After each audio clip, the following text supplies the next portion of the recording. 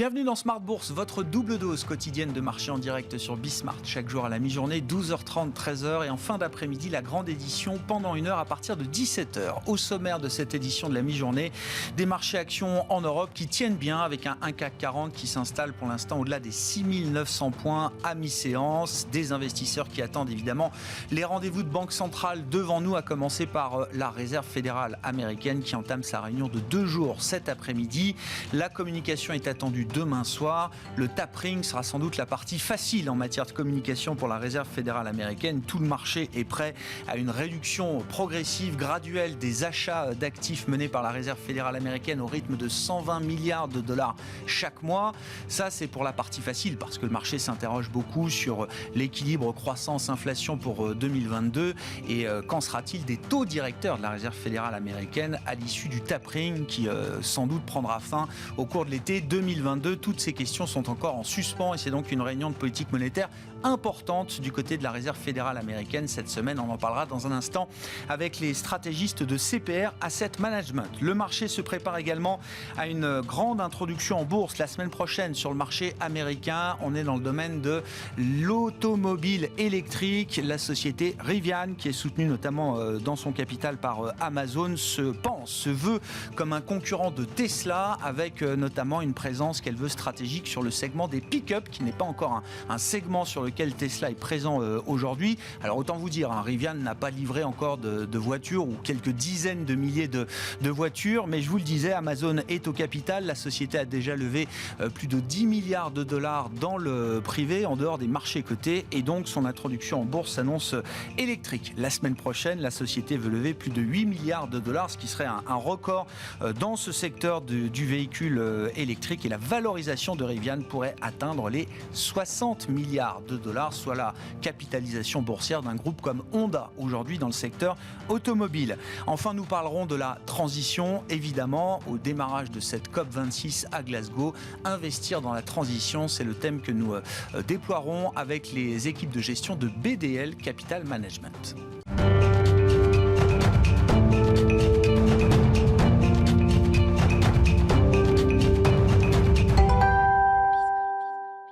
6900 points et plus pour le CAC 40 à mi-séance. Les infos clés du jour, c'est avec Alix Nguyen.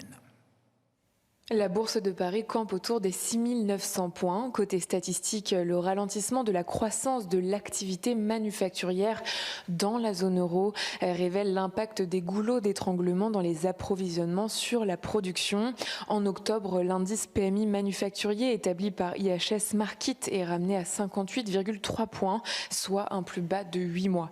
Globalement, les places financières européennes ont progressé en octobre du fait d'un début de saison de résultats actant d'une certaine robustesse des entreprises capables de maintenir des marges bénéficiaires solides, et ce malgré des tensions inflationnistes.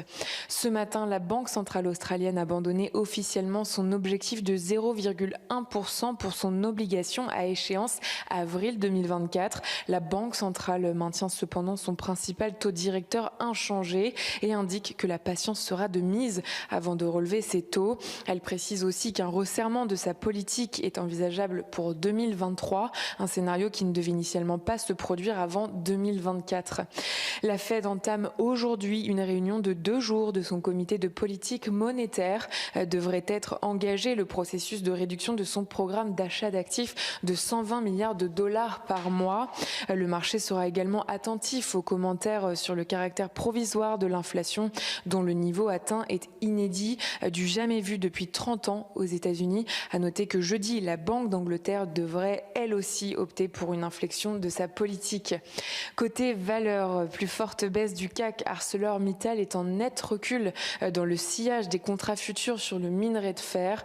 Ils sont repassés sous la barre des $100 la tonne, empêchés par la baisse de la production en Chine et les signes de ralentissement de l'économie du pays. Même tonalité pour Eramet, dont le titre chute.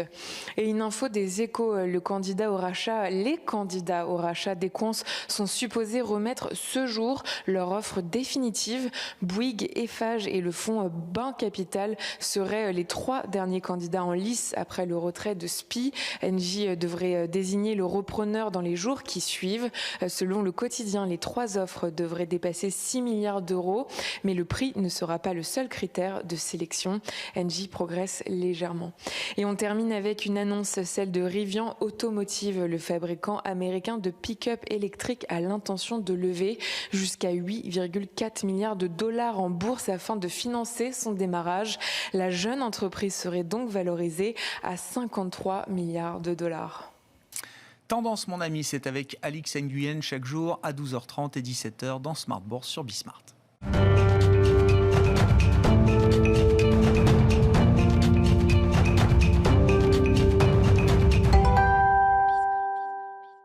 Semaine importante en matière de politique monétaire, avec notamment la réunion de politique monétaire de la Réserve fédérale américaine. On en parle avec Bastien Drue, qui nous rejoint par téléphone, responsable de la macro-stratégie thématique de CPR Asset Management. Bonjour Bastien, bienvenue. Bonjour. Merci beaucoup d'être avec nous. La réunion de la Fed commence aujourd'hui avec une communication attendue demain soir. Je le disais en introduction, le tapering sera donc sans doute la partie facile en matière de communication pour Jérôme Powell. Donc l'idée qu'on va réduire graduellement, progressivement les achats de la Fed, qui se situe à 120 milliards de dollars chaque mois aujourd'hui. Quand même une question assez concrète. À quel rythme est-ce qu'on peut calibrer ou envisager un calibrage de ce tapering? Et puis, la question qui va au-delà du tapering, Bastien, comment est-ce que le discours de Jérôme Powell et de la Fed sur l'inflation va-t-il évoluer? Est-ce que l'inflation sera toujours officiellement considérée comme transitoire? Oui, alors, on sait à peu près ce qui sera annoncé demain soir. Sauf surprise, la Fed devra annoncer une réduction de ses achats d'actifs à partir de la mi-novembre. Et le rythme qui a été indiqué pour le moment, c'est un rythme de réduction de 15 milliards d'achats mensuels chaque mois, ce qui nous donnerait une fin des achats d'actifs vers la mi-juin 2022. Pourrait penser à une surprise avec un rythme de réduction qui serait un peu plus important. Bon, c'est pas réellement notre scénario ici.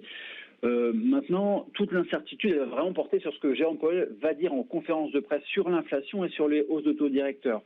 Et l'une des dernières indications que Jérôme Powell a données avant le début de la blackout période, c'est la période pendant laquelle les membres du FOMC n'ont plus le droit de s'exprimer publiquement, c'est qu'il trouvait que les problèmes de pénurie et de chaîne d'approvisionnement s'étaient aggravés pendant l'été et que l'inflation risquait d'être élevée plus longtemps que prévu. Donc ça, c'est une indication vraiment importante parce que la Fed a pour le moment des prévisions d'inflation qui sont manifestement trop basses pour 2021 et pour 2022 et qu'elle va devoir les relever.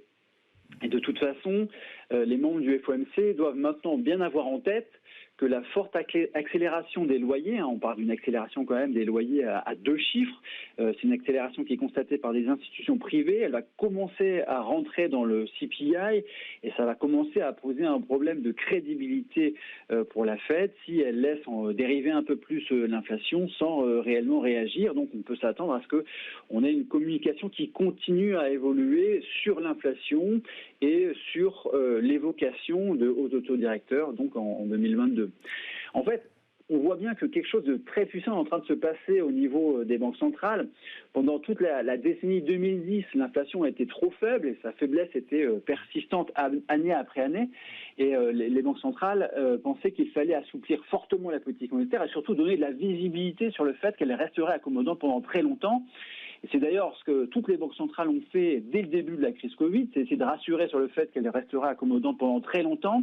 Et c'est ça qui est en train de voler en éclats en ce moment sur les derniers jours. Et puis ce matin avec la Banque centrale australienne qui s'était engagée donc à cibler le taux d'intérêt à 3 ans et la Banque centrale australienne a juste abandonné cette politique de ciblage du taux de 3 ans parce qu'elle se rend bien compte que l'inflation est trop élevée et qu'elle pourrait être amenée à réagir avant cette période de 3 ans. Donc il y a vraiment énormément de choses qui sont en train de se passer au niveau des banques centrales en ce moment. Oui, ça veut dire, dit autrement, Bastien, pendant des années, on avait alors ce qu'on appelle la forward guidance, la communication au au marché, la communication anticipée des banques centrales qui amenait énormément de visibilité sur la persistance de politiques monétaires très accommodantes, de taux toujours très bas. C'était lower for longer. C'était vraiment cette ambiance-là dans laquelle on a vécu au cours des dernières années. Là, vous dites, dans cette séquence de virage en matière de politique monétaire, les banques centrales vont avoir beaucoup plus de mal à apporter cette visibilité au marché. Et la Fed également, Bastien. Très clairement, là, on voit bien cette rupture. On l'a vu ce matin avec la Banque centrale australienne, on l'a vu la semaine dernière avec la Banque centrale canadienne qui réalisait aussi des achats d'actifs et qui les arrêtait purement et simplement presque sans préavis. Il s'agit un peu de la même chose pour la Fed. La Fed ne pourra plus se permettre de donner autant de visibilité qu'est-ce qu'elle donnait sur la décennie 2010, parce qu'elle doit se laisser des marges de manœuvre au cas où l'inflation resterait élevée pendant une période plus longtemps que prévu, et ce qui l'amènerait à réaliser des hausses de taux directeurs. Donc là, il y a vraiment cette politique des banques centrales où il faut donner de la visibilité sur une période très très longue, elle est aujourd'hui révolue. Est-ce que Jérôme Powell peut d'ores et déjà s'engager sur un nouveau chemin en matière de hausse des taux directeurs? Alors, ce qui est important dans cette réunion, c'est qu'il n'y aura pas de nouvelles projections économiques, il n'y aura pas de nouvelles projections également de scénarios de taux de la part des membres de la Réserve fédérale américaine, Bastien. Néanmoins, si le discours évolue sur l'inflation, est-ce que c'est une manière pour Jérôme Powell de donner des indications sur la séquence de remontée des taux directeurs? Alors moi, je ne pense pas qu'il quantifie le nombre de hausses de taux directeurs qu'il pourrait y avoir en 2022 ou 2023, parce que justement, il n'y a pas les fameux dots qui vont être publiés lors de ce comité de politique monétaire. En revanche, il peut essayer d'instiller l'idée que les hausses de taux directeurs pourraient arriver dès l'année 2022, ce qui serait pour lui nouveau en fait. Donc ça, c'est quelque chose qui pourrait être fait lors de ce comité de politique monétaire. Dans ce contexte, alors on regarde, parce qu'il y a beaucoup de mouvements sur les marchés obligataires. Les taux courts, on a vu notamment les 2 ans qui se sont un peu emballés partout dans le monde. Donc là, on est vraiment très proche du pricing de politique monétaire, de taux directeurs. Et plus les taux courts, plus les taux à 2 ans montent, plus on voit les parties longues de la courbe qui s'aplatissent. Bastien, le 10 ans américain est à 1,55. Encore une fois, c'est-à-dire de manière pénible et laborieuse, on a vu le 10 ans américain remonter jusqu'à 1,70%. Et puis, on se heurte à nouveau visiblement à une forme de plafond de verre là. Oui, alors ce qui est en train de se passer, pour la partie très longue de la courbe des taux, la partie 10-30 ans, c'est tout à fait classique qu'elle s'aplatisse dans une configuration de hausse de taux directeur. Donc là, on peut considérer qu'on rentre dans la période où les hausses de taux directeur sont concevables. Et donc, c'est un peu normal que les parties très longues s'aplatissent pour la courbe des taux américaine en tout cas. Maintenant, quand on regarde le taux 10 ans, effectivement, il n'est pas en train de déraper, il n'est pas en train d'augmenter significativement alors que les taux 2 ans et 5 ans sont en train de remonter assez fortement. C'est aussi parce que les marchés aujourd'hui ils font l'hypothèse d'un retour à la stagnation séculaire en 2024, avec une inflation qui redeviendrait basse en 2024. Et en fait, quand on regarde les futurs, on voit bien qu'il y a beaucoup de hausses de taux directeurs qui sont pricées pour l'année 2022 et pour l'année 2023, mais quasiment rien après, quoi.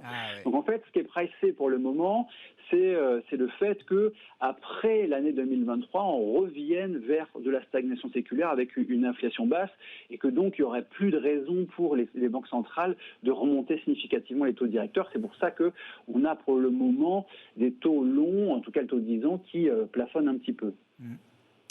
Comment vous regardez dans ce contexte le niveau des indices actions, donc au plus haut pour le Stoxx 600 en Europe, pour les indices majeurs aux États-Unis?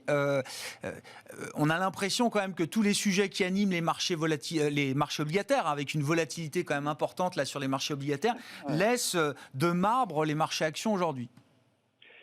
Oui, alors ça peut paraître paradoxal, mais si on prend en compte le fait que les marchés font une hypothèse un peu sereine que on reviendrait vers de l'inflation basse dès 2024, et que donc il n'y aura pas de nouvelles raisons pour les banques centrales de réaliser d'autres hausses de taux directeurs, ça fait que finalement les taux longs ne monteront pas fortement, et ça c'est quelque chose qui est de nature à rassurer les marchés actions et à les laisser monter. Après, il y a une deuxième raison qui qui est que les entreprises ont quand même très très bien publié, notamment aux États-Unis. On a quand même un pourcentage de sociétés qui battent les estimations qui est quand même très élevé pour le T3. Puis, je dirais que quand même, la dernière raison, il y a quand même une troisième raison qui fait qu'on a une évolution positive des marchés actions, c'est le fait que pour le plan de réconciliation budgétaire aux États-Unis, eh bien le hausse du taux d'imposition des sociétés a été tout simplement abandonné vers la mi-octobre, et on constate que le rebond des marchés américains il commence à se produire à partir de la mi-octobre. Donc je pense que le fait que le projet de hausse des taux d'imposition des sociétés aux États-Unis soit abandonné, ça a permis de soulager vraiment les marchés actions et de les laisser repartir un petit peu à la hausse. Merci beaucoup Bastien, merci pour votre éclairage cette semaine sur les enjeux du moment tournés vers les banques centrales et la Réserve fédérale américaine en premier lieu, qui entame aujourd'hui sa réunion de son comité de politique monétaire pour 2 jours. Bastien Dreux qui est avec nous par téléphone, le responsable de la macro-stratégie thématique de CPR Asset Management.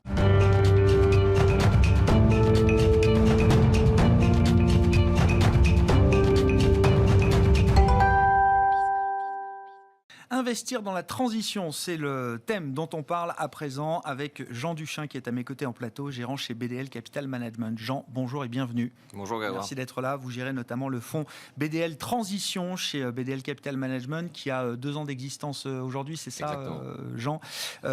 L'idée étant que, alors évidemment, l'intégration des facteurs ESG extra-financiers devient un prérequis, un standard aujourd'hui dans votre industrie de la gestion d'actifs.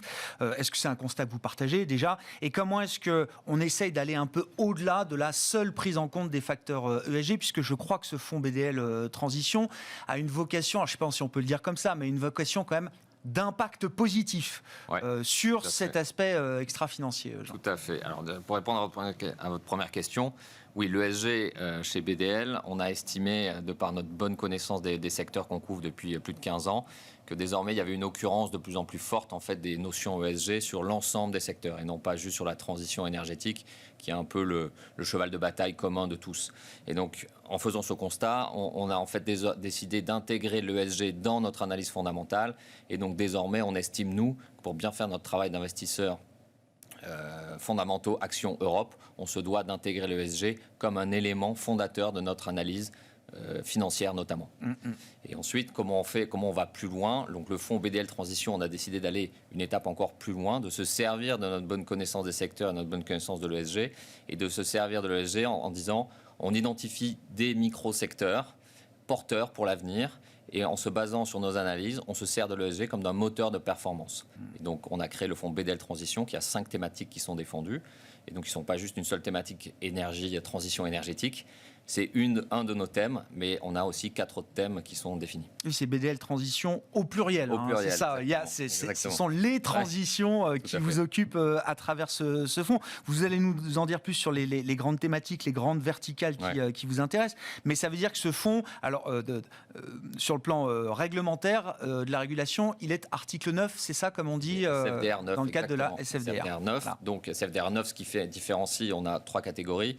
SFDR 9, c'est la catégorie la plus poussée, j'ai envie de dire, dans l'ESG.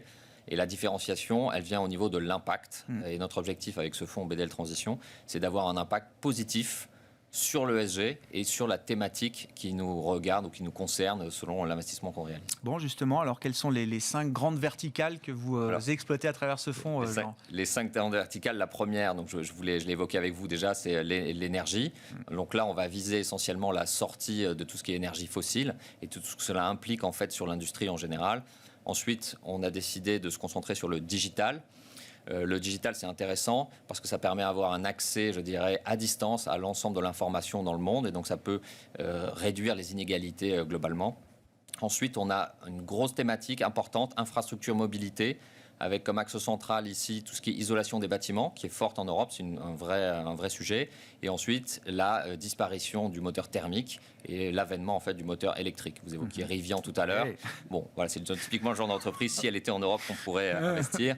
Ensuite, on a la santé. On a vu, juste au passage, parce que Rivian, ça va être l'IPO électrique la semaine prochaine au Nasdaq. Nous, on a vu Volvo Car la semaine dernière. Ça s'est très bien passé. Là aussi, Volvo, très impliqué dans l'électrification des véhicules. Ça a été très bien accueilli par le marché marché boursier. Voilà. Et c'est pour ça qu'on pense qu'il y a création de valeur à investir dans des entreprises qui sont dites anciennes, mais qui recèlent en fait de compétences technologiques fortes. Et donc les accompagner dans la transition crée de la valeur pour l'actionnaire. On l'a vu avec Volvo. Nous, on joue ça via Daimler.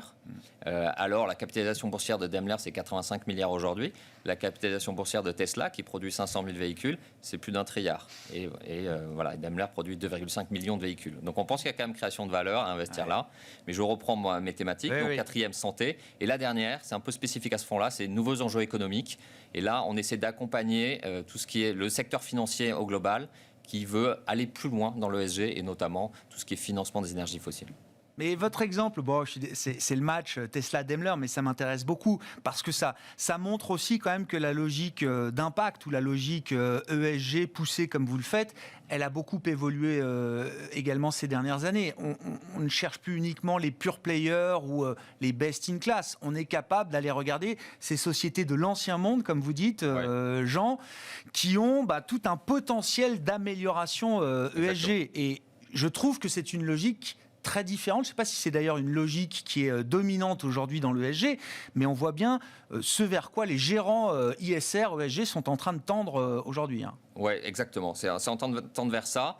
Nous, en fait, on a décidé d'intégrer ce qu'on appelle le best effort, ce que vous dites, c'est-à-dire la transition dans ce fonds, donc justement BDL Transition. Et on pense que c'est créateur de valeur à deux niveaux. Donc, vous faites du bien à l'ESG, vous avez un impact positif parce que Daimler arrête les moteurs thermiques, passe à 100% électrique et donc on économise, j'ai envie de dire, beaucoup de CO2. Et à l'inverse, le deuxième aspect, on est là pour faire gagner de l'argent à nos clients et donc il y a un impact positif sur le cours de l'action, sur la valorisation de Daimler qui doit repricer et aller tendre vers des acteurs comme Tesla ou Rivian que vous évoquiez tout à l'heure. Et donc nous, comment on mesure ça? Comment on mesure cet impact? On le mesure, on a développé une note propriétaire qu'on appelle Kira ESG. Donc on n'utilise pas, je dirais, les grands providers que tout le monde connaît qui donnent des listes et des listes de notes. On estime que c'est souvent des notes qui sont un peu généralistes. Surtout, on n'arrive pas à trouver trop la cohérence entre les différentes notations. On a du mal. Et nous, on a décidé de prendre une approche vraiment micro. Et donc, on utilise notre note Kira qui vient noter chaque investissement. Et chaque investissement dans le fonds BDL Transition, notre impact, c'est que cette note s'améliore d'une année sur l'autre. Ça veut dire, cette logique de best effort, ça veut dire d'une part que les corporates, les sociétés dans lesquelles vous investissez soient en mesure ou veuillent tout simplement livrer l'information nécessaire pour vous permettre de faire ce travail d'analyse.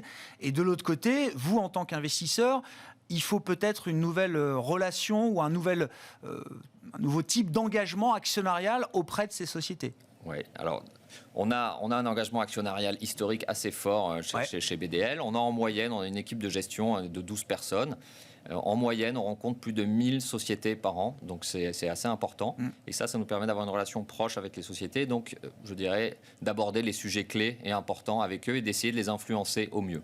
Ensuite, ce qu'on fait, c'est qu'on envoie des lettres, notamment ciblées, en leur disant, voilà, c'est un point d'amélioration que vous devez absolument regarder. Et là, vous évoquez notamment les accords de Paris et la trajectoire climat, donc le 1,5 degré.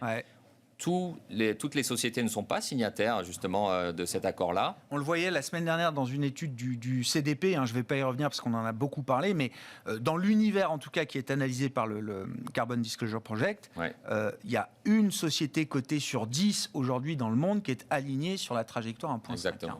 Exactement. Donc nous, ce qu'on fait, c'est qu'on pense que c'est primordial et clé. Une entreprise qui n'est pas alignée verra vraisemblablement en fait son business souffrir de ça. Parce que soit le législateur va légiférer et mettre de la pression sur l'entreprise, soit et ou le consommateur va changer son habitude et mettre de la pression sur l'entreprise. Donc l'entreprise doit s'adapter et c'est ça qu'on va jouer avec BDL Transition. On vient là aussi chez BDL Transition noter la trajectoire climat et on s'assure que cette trajectoire s'améliore d'une année sur l'autre et quand ça ne va pas, on va directement voir l'entreprise. Justement, là, en termes de mesures d'impact, comment vous compilez ces données, avec un modèle propriétaire, vous le disiez, Jean, et qu'est-ce qui transparaît dans le rapport mensuel que les clients de BDL Capital Management, du fonds BDL Transition, viennent justement consulter chaque mois? Alors, on a deux niveaux d'impact et de mesure. C'est détaillé, vous en parlez, donc je le cite, dans un rapport d'impact qu'on a publié, le dernier est en juin 2021. C'est assez complet, il est sur notre site, donc il est consultable et en libre accès. Et on vient mesurer l'impact selon un certain nombre de mesures et de KPI en anglais, thématique par thématique. On a 5 grandes thématiques. Des critères clés de performance. Les critères clés de performance, exactement. Si on prend la mobilité, on va prendre les tonnes de CO2 émises par chiffre d'affaires. On veut que ce chiffre s'améliore. Quand ça ne s'améliore pas, on va creuser, on continue, on investigue. Ça, c'est le premier niveau par thématique. Et ensuite, on a le deuxième niveau que j'évoquais tout à l'heure, via la note Kira propriétaire. Et on veut que cette note s'améliore. Et quand ça ne s'améliore pas, on se donne le droit de sortir de l'investissement. Est-ce qu'il faut revenir encore sur le sujet des facteurs ESG, de la performance financière? C'est une question que j'ai beaucoup posée pendant des années, que j'ai arrêté de poser. Et que visiblement, il faut peut-être reposer encore aujourd'hui, parce que le marché cette année, en 2021, n'est pas le même marché qu'on a eu pendant 10 ans. C'est vrai que l'ESG ou l'ISR est né au moment où le momentum de marché était très croissance, très growth. Et que certaines stratégies très ou trop croissance se retrouvent aujourd'hui un petit peu en train de souffrir, parce que le marché est beaucoup plus ambivalent de ce point de vue-là en 2021. Donc, est-ce qu'il faut reposer cette question de la performance? Je pense qu'il faut la reposer, parce que c'est d'ailleurs le cœur de ce projet, BDL Transition. C'est en fait de faire de l'ESG un moteur, un alpha, un moteur de performance. Et en fait, ce qu'on pense, c'est que comme désormais ces problématiques sont de plus en plus prégnantes dans notre société, ça impacte les entreprises. Si on prend par exemple une thématique qui nous est chère, la disparition de tout ce qui est contenant plastique, si vous êtes producteur ou vendeur de produits sous plastique, vous avez un sujet parce que vos coûts vont monter, vous devez remplacer les choses. Si vous êtes un producteur de bouteilles de plastique, vous avez un sujet parce que les bouteilles de plastique seront vraisemblablement interdites en 2030 en Europe. Et donc à nous, via BDL Transition, d'aller investir dans des contenants différents, dans le verre, pour Veralia dont on est actionnaire, ou alors dans le carton. On est actionnaire de SIG Combi-Block, société suisse, qui fait du carton aseptique et qui permet en fait de transiter vers des contenants moins polluants et surtout plus recyclables. Et donc je pense que la question se pose vraiment aujourd'hui et que l'ESG intégré comme analyse fondamentale créera la différence sur les marchés. C'est générateur d'alpha, c'est Exactement. ça. On évite le risque de controverse, c'était l'argument fondamental de cette logique ESG, et maintenant c'est aussi un générateur de surperformance. C'est l'objectif. Pour les fonds qui sont investis selon ces logiques-là. Merci beaucoup Jean d'être venu nous parler de cet investissement dans la transition. On est en pleine COP26, ça n'aura échappé à personne. Les débats vont durer pendant plusieurs jours encore à Glasgow. Jean Duchin qui était à mes côtés en plateau, gérant chez BDL Capital Management et gérant du fonds BDL Transition au pluriel. Voilà pour cette émission Smart Bourse de la mi-journée. On se retrouve ce soir en direct à 17h sur Bismart.